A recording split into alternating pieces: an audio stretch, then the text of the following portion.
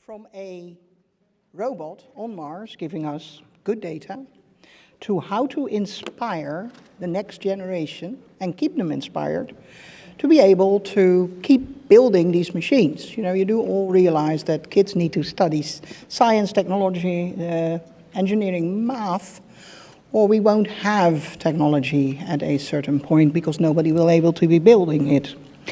Janet Ivey, who is moderating the next panel. Now, if you're talking about inspiring students and of all ages in studying STEM, then Janet Ivey aces that. Easily and happily. She's the person who keeps children of all ages curious and wondering. I'm certain that the power of Mars and STEM panel sits well in Janet's capable hands. I expect that Janet, with her boundless energy, will keep us riveted to our seats for the next hour. Janet, the floor is yours. Well, you know, the NASA administrator just named a program after Artemis, so I'm hoping that eventually I can convince somebody to name something Janet's Planet. So that is our aim. Let me introduce our fantastic panel today. You guys know this is near and dear to my heart. My favorite mission of all is inspiring that next generation of explorers and Martians. So this wonderful lady, we met on Twitter. Her name is Rachael Mann. You gotta go buy her book. It's called Martians in Your Classroom. She's the co-author of that. She's also the founder of an organization called Teach Like TED. She basically speaks and writes to folks about how we can really kind of update our education future. She's a Google certified educator and has her master's degree in educational leadership. Please meet Rachael Mann. Next to her, yes, applause. And you guys are very familiar with this amazing lady, Ellen Stofan. I got a chance to be on a congressional panel with her, and I knew instantly, I was like, oh, I'm in the presence of greatness. It's just what she's done is amazing. She's the former chief scientist of NASA. She was the principal advisor to NASA Administrator Charles Bolden. She is now the John and Adrienne Mars Director of the Smithsonian's National Air and Space Museum. She's got incredible programs lined up this summer for the 50th anniversary of Apollo. Please make her feel welcome. Next to her, I hear that it is already online. This is amazing, Alexa Ernce. She's an 8th grader, and just you wait. She is our next future Martian. I heard her recently make her first TEDx talk. It's called Won't You Be a Neighbor, about student advocacy. Amazing, it's online. Don't Google it now. You can watch it at lunch. But she's just a student extraordinaire. She's launched CubeSats. She's got a lot to say about how we adults might further her education and her STEM pathway. Make her feel welcome.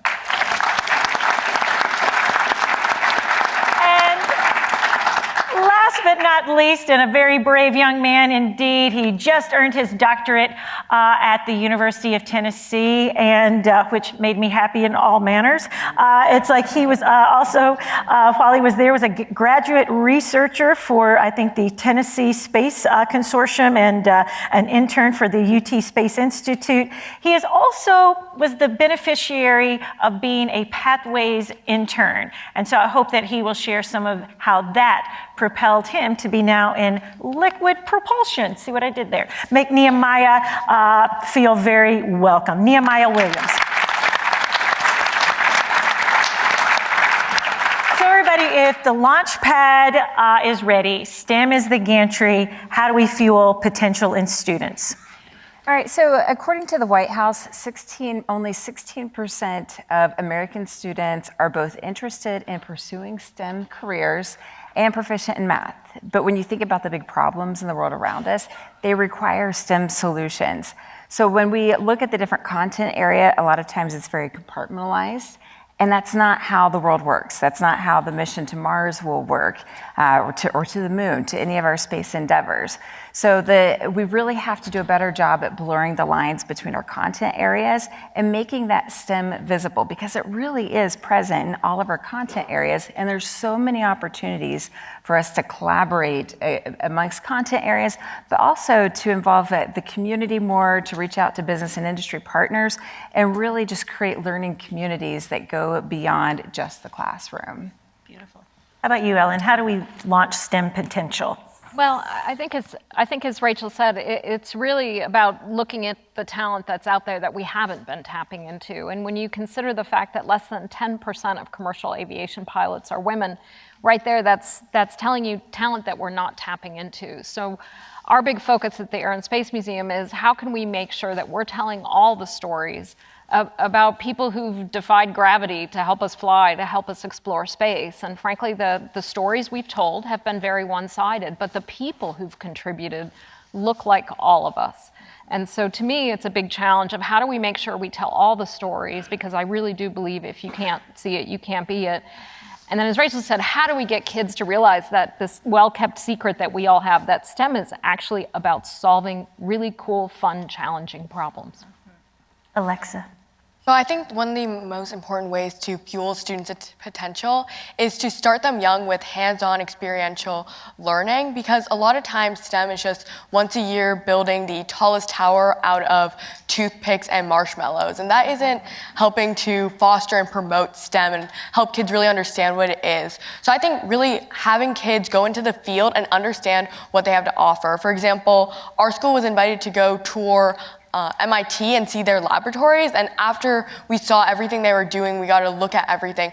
Everybody was like, I want to do this, I want to work there. And so I think that is one of the best ways to get kids into the STEM pipeline, is for them from a young age to know the opportunities they have out in the world and to get involved in them. And then obviously they'll want to do STEM careers in the future, which will just help maintain innovation in our world. Nehemiah. Sure. What I think is that we have great minds at young ages, and I think a lot of people get discouraged because they see how difficult the challenges are. And I think what's important is having teachers and students that work together to foster inspiration, to continue the fire burning of passion. We've got a lot of great examples here of what that looks like, and I know in my own personal experience, just having people behind me that look at the hardest challenges that you face, where you might normally give up, having the right people behind you saying, keep going, you can do this. It can go a long way with encouraging. And I want to pick up there because for me, I think you guys have heard me say it before, it was my 5th grade teacher, Miss Ernestine Yarborough, who made me love the solar system and is probably the reason I'm sitting here today. I promise you, I can't mention her name without tearing up because that's how influential she was to a 10-year-old girl in 5th grade. So for you, Nehemiah, who is that person? Was there a person or persons? Wow, there are quite a few. Both my parents, I was homeschooled, so that's a bit different. And they taught me how to learn for myself. And they taught me to face challenges by just self-education and being motivated. I had a professor in graduate school at the University of Tennessee named Dr. Gary Flandreau, who is famous for the trajectory analysis for the Voyager 2 mission. So he was my astrodynamics professor in graduate school. And so he pushed me apply for Pathways internships, and eventually I wound up working at NASA. So having both people at home and also at school was very inspiring. How about you, Alexa? Well, I think it's definitely at the Weiss School, our speech and debate teacher and our physics teacher, they've been really instrumental in getting us on every single trip they've gone. We were just on like a trip to Kentucky like 2 days ago, and then we're here. So they've been just so important in all the places we've gone, and they really care about making sure that we have the best opportunities and are the reason I'm speaking here right now. So I think they're definitely for me. How about you, Ellen? Do you have a person or persons? Yeah, and obviously my story is fairly unusual in that my dad worked for NASA, and I went to my first launch when I was 4.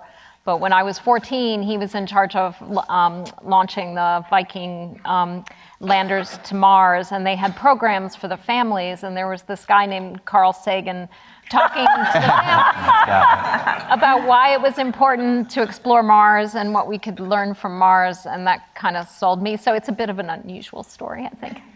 But an awesome story. How about you, Rachael? For me, I would say it started with my father. I grew up in a very rural area of West Virginia, and we spent we spent a lot of time outdoors. And my father would teach us the constellations, and we would spend time, watching for falling stars, watching when there was a comet. All of these pieces that were really just fascinating for me, just to see how big our universe is. And to that end, that is maybe a place where I would encourage our audience. There are multiple places that you can tap in. Maybe there's a student where you work that's interning. Maybe there's a place you could go and volunteer. NEPRIS, NEPRIS, connects industry to classroom. It's a volunteer thing. It would require you to upload your experience and that sort of thing. But do consider finding someone that, if you will be their light and guiding star, who knows but what they can be. I'm going to pitch this to Ellen because this was a question she wanted to sort of present to all of you. What are the lessons of the Apollo generation? What are those applications for the Mars generation? Yeah, there's a lot of us in the audience, and certainly me, but not a lot of my co-panelists here, were inspired by Apollo. And I was 8 years old when, on July 20th, 1969, and I incredibly distinctly remember this sense of awe. And in fact, that night, my parents had a cottage on a lake house in Michigan, and we went out onto the dock. And it was a fairly large lake, and you could hear Mission Control and Walter Cronkite basically echoing all around this huge lake, because everybody was tuned in, everybody was inspired. And so to me, the lesson of Apollo is when you try to do something really hard, really inspiring, really push the boundaries of what is possible, that's when you inspire kids, you inspire adults, you get the whole world to stop and watch. And to me, the next moonshot should be our Mars shot. And to me, it will have that same effect. And I think that's the lesson that I've certainly learned from Apollo is, as JPL says, dare mighty things. Anybody else want to comment on that? Nehemiah, do you have things about what you yourself as a liquid propulsion, you'll be the person helping out on those launch systems to get us back to the moon and Mars? Yeah, well, there's a lot of work being done now to develop the technologies necessary for exploration of Mars. For instance, cryogenic fluid management being one of the primary things we need for Mars. And so I'm just thankful and honored to be participating in some of that type of work. And I sometimes you go to work and it's amazing and you look at yourself and you think, I can't believe I'm doing this. And there are other days that are challenging as well. But those challenging ones are actually the things that help you grow. And they help you become a better person at what you're doing in helping us get to Mars, for instance. And also it helps you talk to other people who are also aspiring to the same type of work. And that really leads into my next question. How do we make it more enticing? I don't know, it's like we keep coming up with acronyms, whether it's STEM or STEAM or STEAM-D. As somebody who loves the arts and design, and we know that we can't really do missions without those artists and designers and those kinds of people. It's like whatever we were to call it, how do we make it more enticing? How do we kind of strip it of, it still seems that science has a negative connotation. How do we go, kids, the most exciting adventure stories over here? How do we do that? Well, kids are natural explorers. So when I think about Mars and this opportunity to explore, it's exciting. How more enticing does it get? I think too, though, when it comes to that, is that sometimes in education, we'll put this really, really cool concept out there, and then we attach a rubric to it, a grade to it, and we rob the kids of the joy that they have at this exploration piece, and it turns into, yes, we need data, yes, we need rubrics and grades, but at some point we've got to stop grading everything, and when it comes to innovation, giving kids the opportunity to explore, give them that time to really just dig in deep and solve some of these big problems and look at it at a much deeper level. So looking at ways to incorporate 20% time, which some people call it passion projects, where it truly is, these kids are showing what they're capable of and they're given that freedom and that latitude to create. How about you, Ellen? I agree. I think to some extent we often rob the fun out of things by turning it into huge lists of facts to memorize. And I think getting kids to do hands-on projects has clearly been shown through all the research to be the way to really engage kids in these activities. And I think even more importantly, it's to make sure that the kids recognize that, you know, I got C's in classes in math. And I think it's also to say, you know, it's not only the straight A kids who get to go participate in STEM. Yes. And I think making sure people realize it's not always the valedictorian that's going to come up with the innovative solution to how we're going to solve some problem on Mars. It's all of us working together with all kinds of differing abilities. And I think lowering that barrier a little bit, instead of trying to constantly winnow kids out of STEM, which intimidates kids to come into STEM because they think, I'm just in here to get weeded out. Let's widen, not narrow that STEM pipeline. Agreed. How about you, Alexa? Well, I think that Mars is already extremely enticing, but it's just such a arduous and difficult mission to get to that many people just feel discouraged to get into it and to start it. So I feel like having a can-do attitude and being able to encourage children and young people that we are going to be able to do this. We are going to be the first Martians on Mars, and we're going to be able to get there. And having the media publicize NASA's current accomplishments in the mission to get to Mars is really important for people to feel inspired that we are going to be able to get there. How about you, Nehemiah? Sure. These are some great answers, so I'm just going to kind of tail on what you guys are already saying. I remember what it was like in 1997 when the Mars Pathfinder mission landed on Mars and the Sojourner rover was traveling on the Martian surface. And I was maybe 11 or 12 years old, and I was just thinking, like, man, that looks really cool. I'd like to participate in that. But what do I need to do to get there? And then I was told, hey, you've got to be good at math. And I wasn't good at math at the time. In fact, I hated it. And it's ironic sitting here as an engineer now, seeing years and years and years of math. So my point in saying that is not to toot my own horn. It's rather to just say that when you believe in what you're doing, it motivates you. If there's no goal, there's no point, there's no mission, then it's very difficult to get up every day and solve hard problems. But when you see that there's a benefit to what you're doing, then it galvanizes all the efforts within yourself and with all the people around you to work hard at it. And I think that's the kind of spirit that we need for generating STEM, for going to Mars. Well, I like to use Joe Cassidy says this all the time, but I love telling it to my 4-year-old grandson who's really into Transformers. I'll say, hey, Duncan, do you know that there are things that are doing things on Mars? And he goes, what? And I'm like, robots are living there already.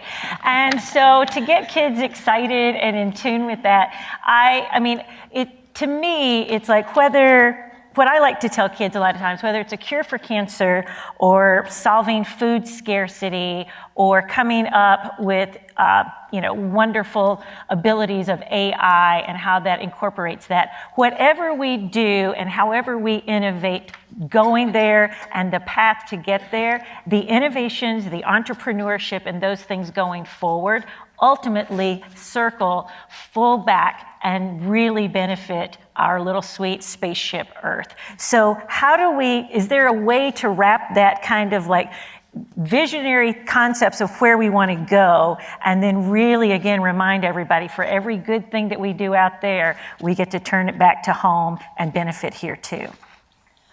Well, and I think with that, I think about going back to the Apollo generation, that was something that the technology that resulted from it impacted everyone. It changed the very fabric of our society and how we do things.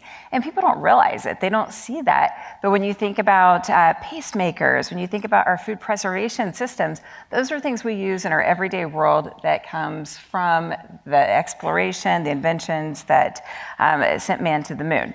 So how do we look at Mars in that way? Can you imagine the technology that's going to result from that? And getting kids excited when they start thinking about that. And that technology piece, that's huge. Our kids are wearing on their wrists their smartwatches that are able to do, used to be military grade equipment. And that's something that there's so much they're capable of that they're actually going to achieve. And are there ways or things we can do, Ellen, like are there activities or how do we engage these students in this idea of innovation and entrepreneurship? I think a lot of it is allowing them to have hands-on activities, because I do think if somebody's allowed to go, a kid's allowed to go into a room and saying, here, you create a solution. There's no answer to this.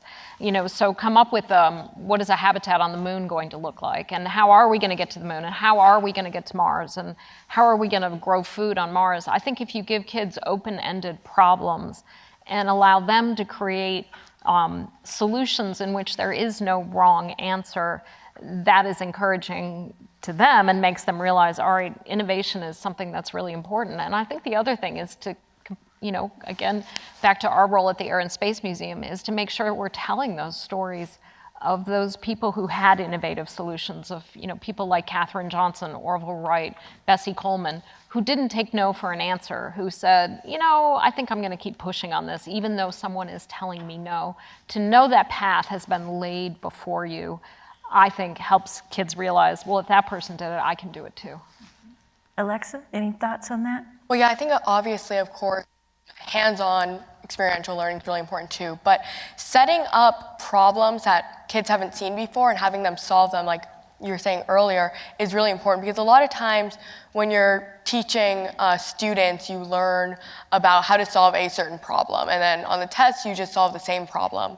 But I feel like what's really needed is have a new problem that nobody's ever seen before and have to try to figure out a solution to it using concepts that you already know. I know our physics teacher, he would often give us really hard, challenging physics problems, and we would all get it wrong, not know how to do it, and complain after. And then after, when he was going over the concept with us, be like, oh, that makes sense. Like, I knew how to do that, but I just didn't know how to apply it. And I feel like over time, a lot of us have gotten better at being able to recognize how to solve those problems, because when we're going to Mars, we're not going to have solutions to all our problems. We're going to be the ones writing the textbooks on how to do this. So I think it's the culture of learning and being able to figure out the why and how to do that and be able to find those solutions. Everybody meet my future, the future president of Explore Mars right there. Why am I here? Okay, so Nehemiah, what about you? How do we make it enticing? How do we get kids to innovate, know that they can, and prepare for living on another planet? So I'm going to maybe take a little bit different angle. One of my hobbies is astrophotography, which means I like to take pictures of the night sky. And a lot of people look at that hobby and they think, oh man, how did you do that? And they think it's something that's weird and mysterious and you have to have all these degrees to do that. And it's about making something that's amazing like the night sky and communicating to people that this is something that with some learning, some research, you can figure out how to do that. So that same approach needs to be applied to the exploration of space and going to Mars and generating a new crop of talent where people believe in themselves, where children can grow up believing in themselves that they can achieve anything. So a lot of the answers that the panel is discussing is just really just recapping that. And to me, it's like, I want to find out, Rachael has a really great process in her book, Martians in Your Classroom, about how you even set up a learning activity. Can you talk them through the ready launch and blasting off, that kind of thing, so that you prepare them that something exciting is about to happen? Okay, so for one, there's multiple pieces to this. For one, I think that sometimes we evaluate teachers based on little things like, do you have your objective on the board? The teacher should always know what the objective is, but you're giving away the punchline when you put it on the board.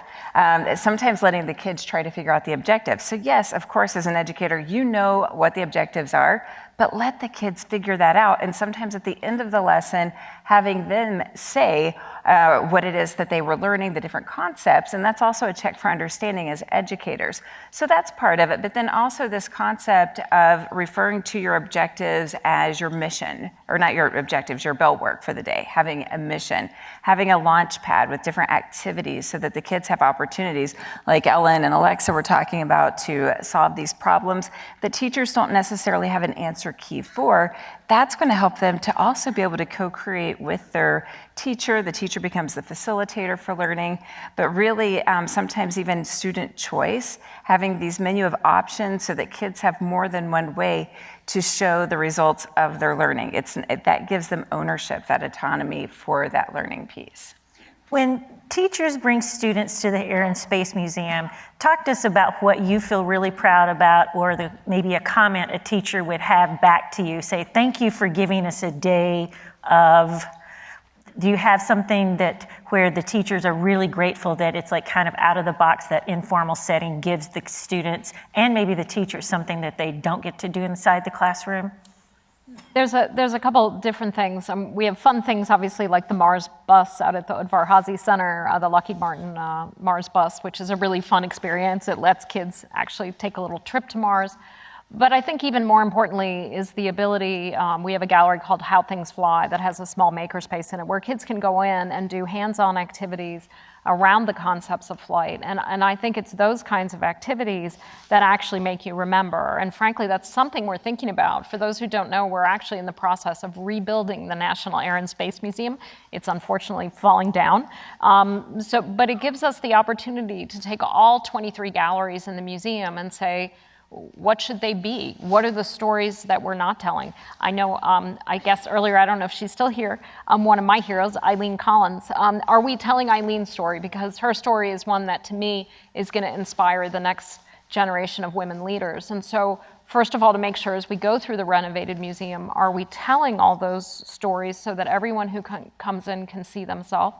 Are we giving kids the opportunity to touch things? My curators really don't like that. But you know, we all learn in different ways. And Right. So can we give people a place in the museum where they can go and have that different experience that maybe helps different kinds of learners experience the artifacts in a different way? And then again, are we giving, especially classrooms that come through, are we giving them fun things to do in the museum? Are we making sure they're learning not just there's an airplane, but who built it? Why did they build it? Who used it?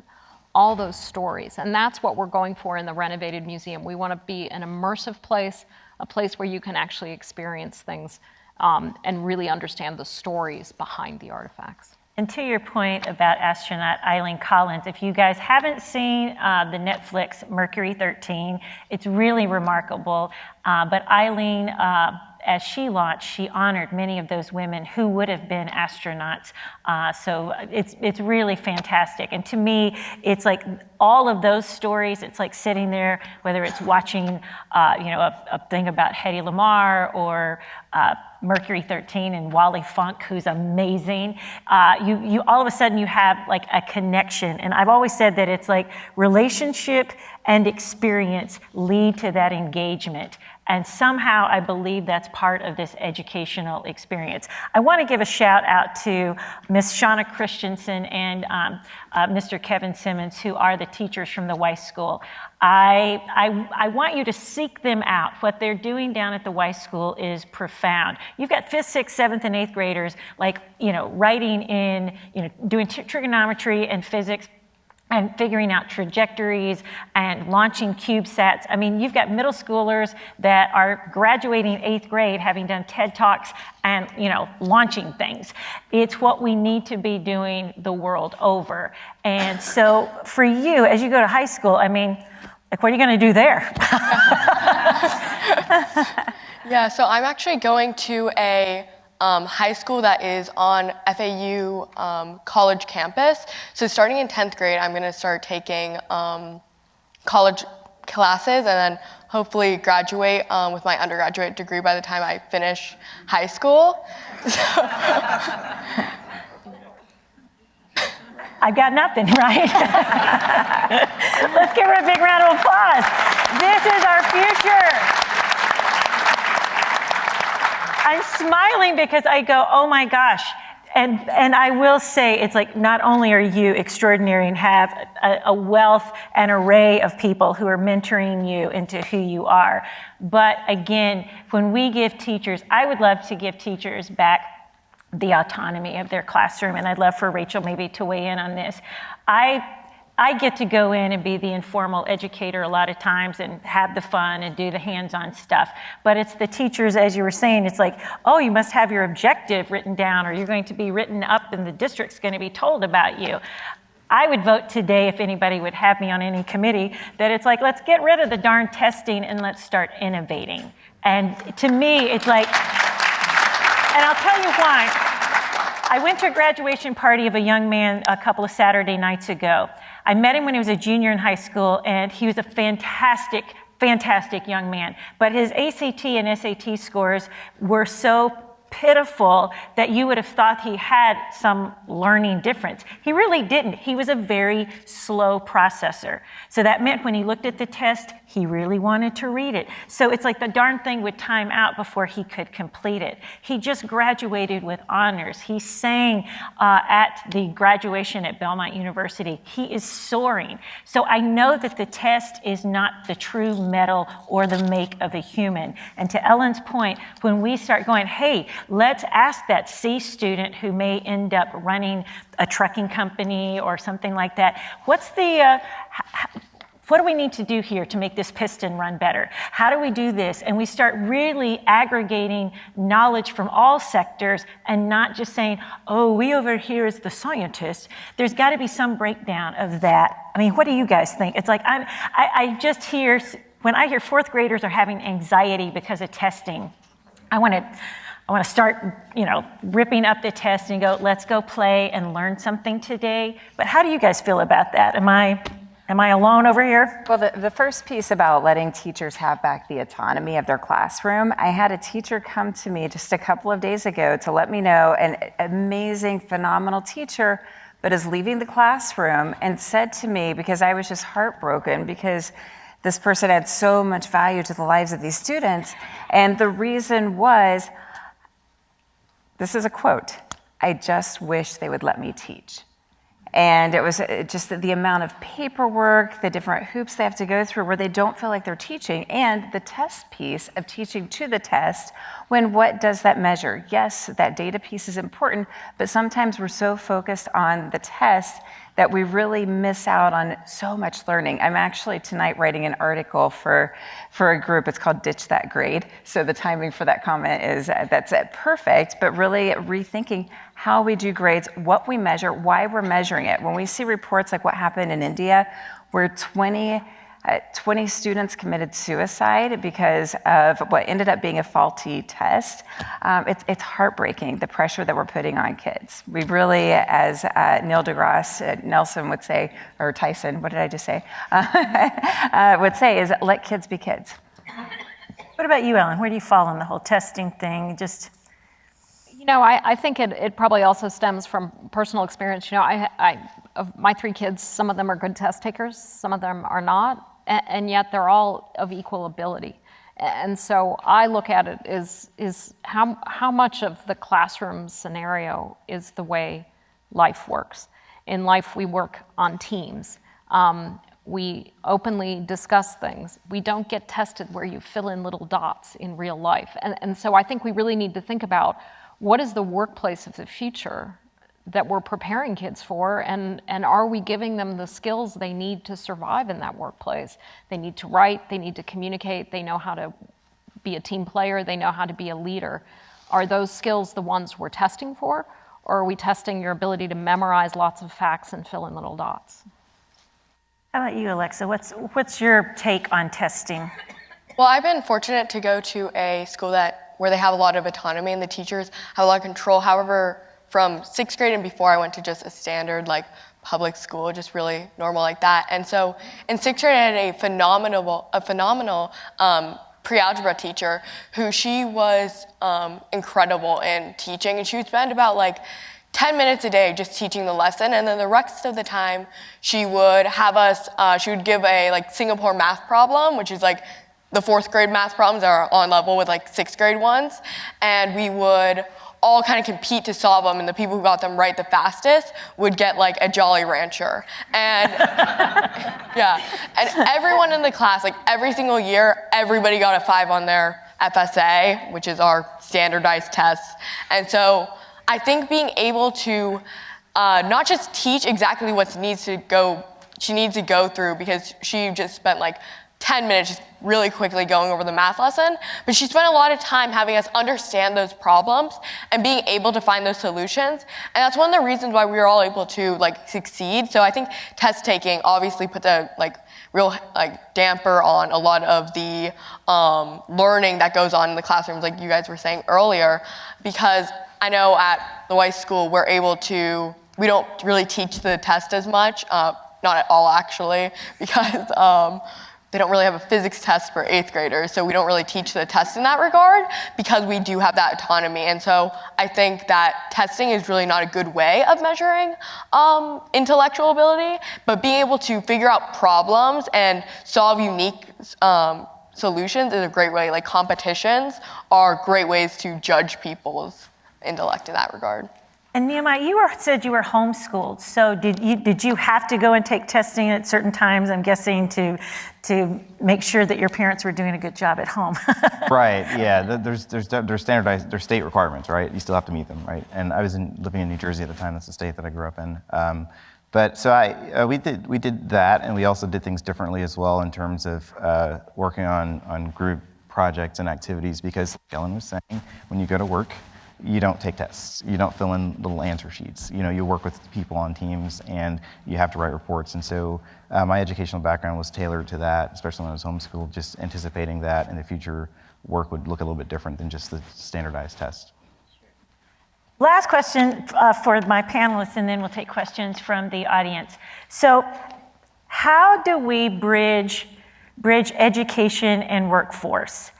You guys have companies, you've got space companies, you will need employees. There's a STEM shortage of talent that you've got tons of STEM jobs and we don't necessarily have that talent to fill it.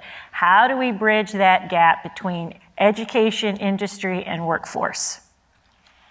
I work with a school district in Arizona, and I'm their director of professional learning. And a very unique way that they're solving this problem of making sure that there is a pipeline is they're partnering with industries such as the Palo Verde nuclear plant. They realize that they're not going to have enough employees in the future, so they're providing one of their employees to go teach side by side with an instructor. So you have the person who has the pedagogy and then the person who has the industry skills, and they're able to combine these. That person still receives the same paycheck that they would have at their company from their company, but it's benefiting everyone. These kids are benefiting because they're really learning those workplace employability skills. And then the teacher is also benefiting because they're getting to learn side by side with this industry professional.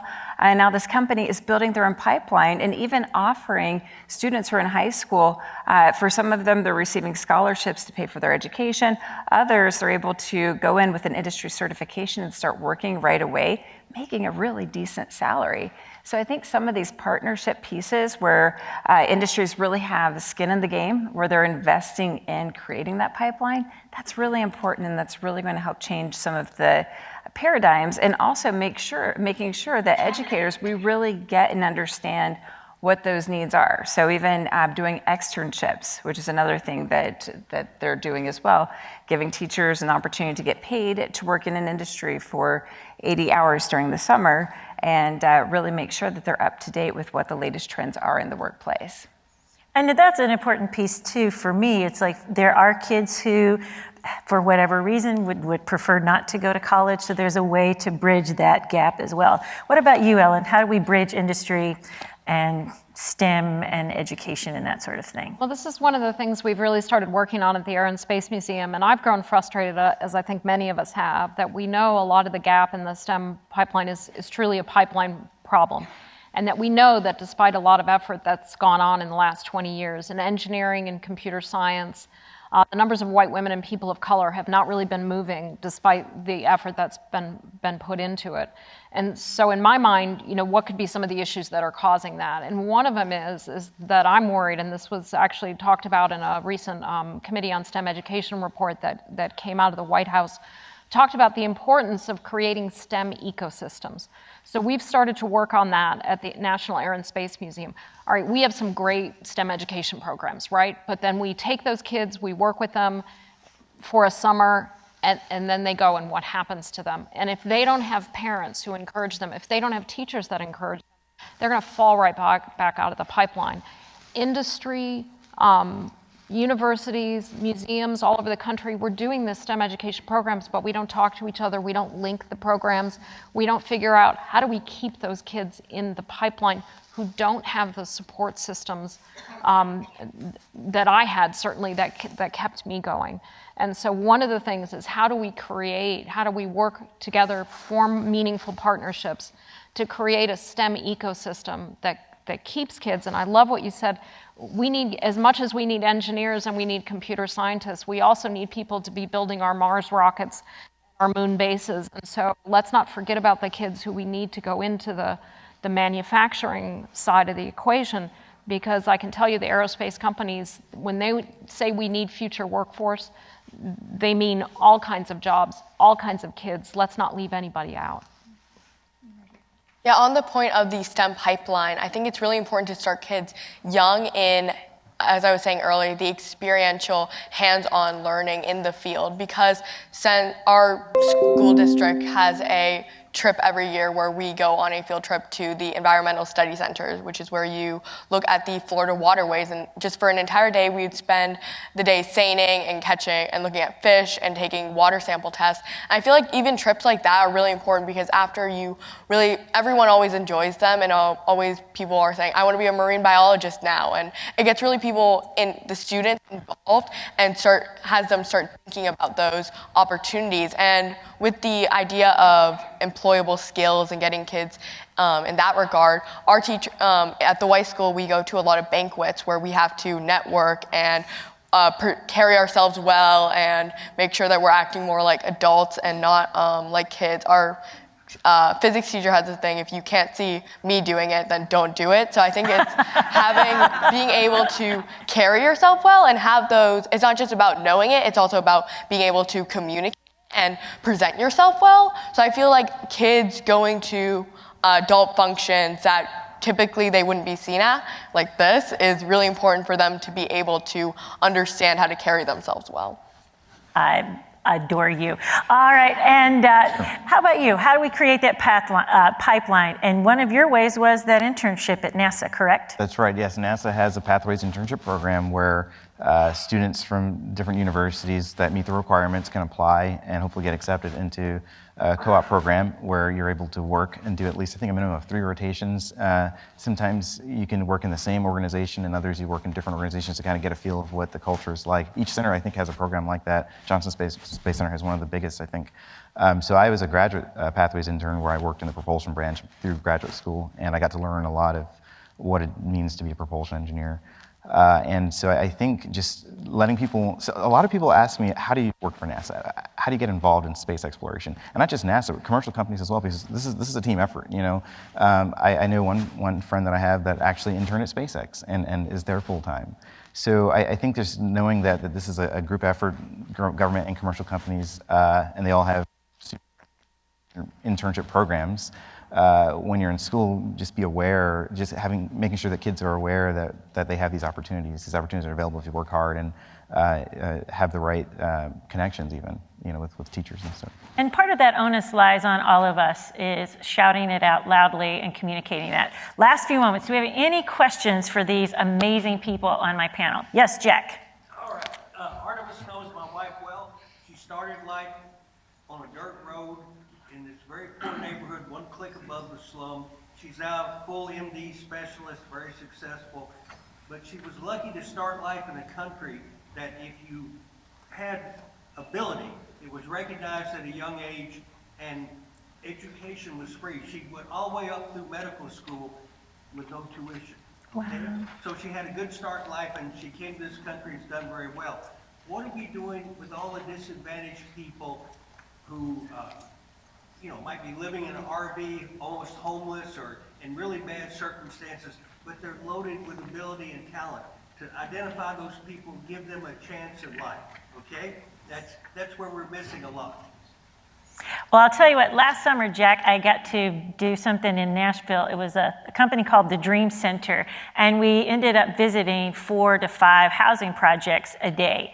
So I got invited, hey, Janet, we feed them lunch, you come do the science. So the first day, some of these kids were like what is this lady doing?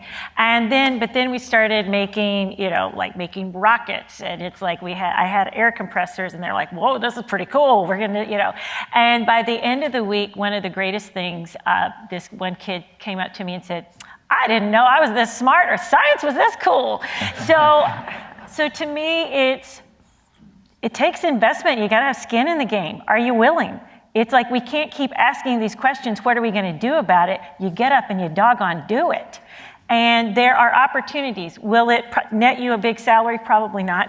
But it's like volunteer hours. Many of us get to do so much of what we love to do, not sharing the story, as Ellen has gone back several times today and say, not giving that away when we can. I'm not saying we can, I know we're busy, we've got tons of things, we've got our own lives, we've got our own families, grandkids, et cetera, aging parents, et cetera. But at the same time, guys, it's like we finally need to really put our feet to action.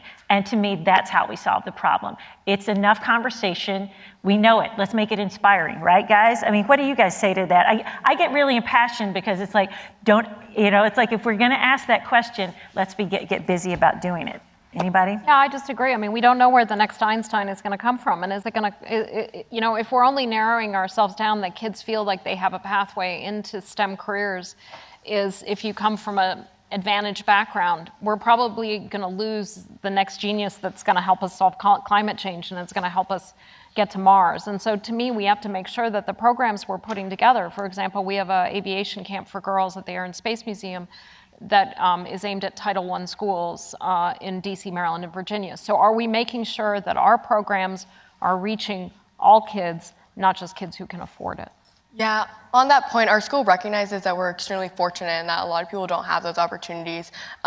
Last week, we spent the entire day at the Farm Workers Council working with the migrant children for migrant children and helping them read and look at books. And our next CubeSat mission, we're planning on working with Title I students to help them get involved in this and realize that this is an opportunity that they have and that this is something that's even out there. Because before I went to the Weiss school, I didn't know what a CubeSat was. I didn't really know anything about any of that. And so we actually made a federal resolution to raise awareness for the CubeSat Launch initiative so that kids know that these are opportunities that people have, that you can build a CubeSat as a middle school, because not a lot of people know about that. It's not something that's recognized a lot as the media.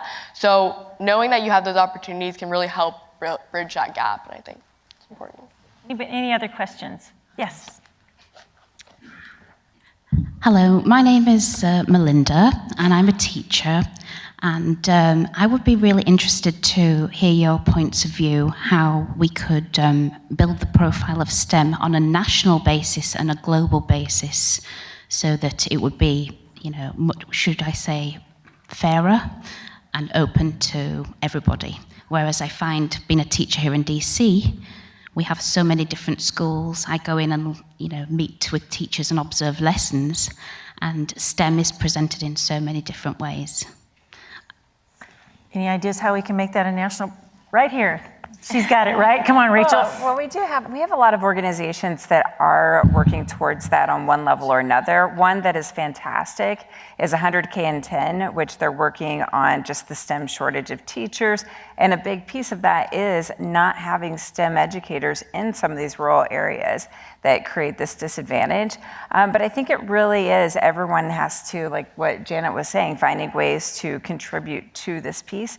Even if it's something as small as volunteering your time, this is a low-hanging fruit, saying, okay, I'm available to Skype into a classroom in this rural area and share my expertise. I do that all the time, and I'm actually surprised that people don't take myself or my co-author up on that more often, because the kids get really excited about having a guest speaker come to them virtually, and it's preparing them for that global side of being able to communicate with people through a screen that's somewhere else in a different part of the world. So I think that that's one that everyone in this room could do to help contribute to providing some more expertise to areas that may not have as many resources. As former chief scientist of NASA, would you have any ideas of how do we kind of create a global STEM model that it's okay, here's what we do? Is that your question? Do you have any ideas on that? Well, I think one of them is, can we give fun challenges to kids to make them realize that, again, STEM is about problem solving. So whether it's taking one of the Sustainable Development Goals and saying, okay, all fifth graders or, all 10-year-olds around the world, attack, the water goal of the Sustainable Development Goals. It's making them realize that STEM is just a tool to solve the pressing problems of today and the future. And I think there's some really fun things that could be done around that. I love that idea. All right. Hi, I have a question on this side, if you don't mind. Sure, sorry. No worries. Ellen, thank you so much for what you've said today. I think, thank you to all the panelists, but you mentioned a word that resonates, and it's ecosystem versus pipeline. I have the privilege to work with about 16 scientists from about 14 different universities across the world, trying to unfold multisensory. And similar to the issues we faced, it's similar to that proposition you mentioned with ecosystem and how to enable interdisciplinary work. I think some of the issues that have been discussed across the panel aren't just next generation issues, they're cross-generational of everyone in this room. How do you think we can break some of these barriers that exist within academia, that exist within business, and yet alone in schooling and upbringing in that sense, where we can promote interdisciplinary work, where we can train people at different stages in life, and create more of a modular society, which is, I feel, part of the fuel that's going to take us to Mars and beyond? Well, to me, I look to who's out there doing the best work in that space. And I would argue, for those of you who don't know about Michael Crow of Arizona State University, he's really doing amazing things in terms of breaking down, face it, if you take a university, they've been organized the same way since like 800, since Cambridge and Oxford. So he's really attacking the whole structure of the university and saying, how can we be interdisciplinary? How can we serve the entire population of our state, not just a certain segment of the population? And so to me, there are people out there who are really pathfinding in this area of how do we move to this society of the future? And saying we've done it this way for 200 years is, I'm afraid, no longer really the answer. And while change is really hard, we have to break down those barriers, and we have to learn to say, instead of like, well, you have your STEM program over there and I have mine, and we don't want to talk to each other because we might be competing for funding, let's say if we want to solve this problem, we have to work together. And that's sort of my approach. Thank you. Good morning. Thank you to all the panelists here. My name is Seeley. So I have a passion for STEM because I was sitting at the FAA a couple of years ago, and we decided, a group of people, to get together and form a nonprofit called Aviation Youth Mentorship Program. The challenge here is that we started covering DC, Maryland, and Virginia, but we wanted to get more sponsors. We wanted to get engaged with more Title I students, as well as more diversity in aviation. We wanted more women involved in our program. How do you tackle those issues right now in the STEM environment? Because we're looking to get more women, more minorities in the programs, but we're also looking to get partnerships for companies like Boeing, Lockheed, different companies that want to come in and join in with this. And we start at the elementary school level, and then we move up to the high school level. We teach kids how to fly. We have a Build a Plane program. So how do you get companies in this environment to come forward and help us with those type of activities? Well, first, let me say, I know a few people that I want to introduce you to, so find me after. In fact, a couple of aviation, a teacher out in Nebraska that you must know. And the other thing is, I think this is for all of you guys in industry. I know that there's a cap on where they put their funds, but I also want to talk to you about what I'm hoping to do in part of our outreach and education. Artemis and I are already talking about as she establishes Explore Mars Europe. I've got some great potential partners in Norway in education that want to do things. So for what I really want to see is us bind together, almost say, take a vow that it's like, let us join together, because Ellen is saying the words of my heart. It's going to be collaboration. It's no longer you're over here, I'm over here. I think we've got a golden opportunity to show the students of the world, wow, the adults are actually participating and collaborating. Wow, what's happening to our world?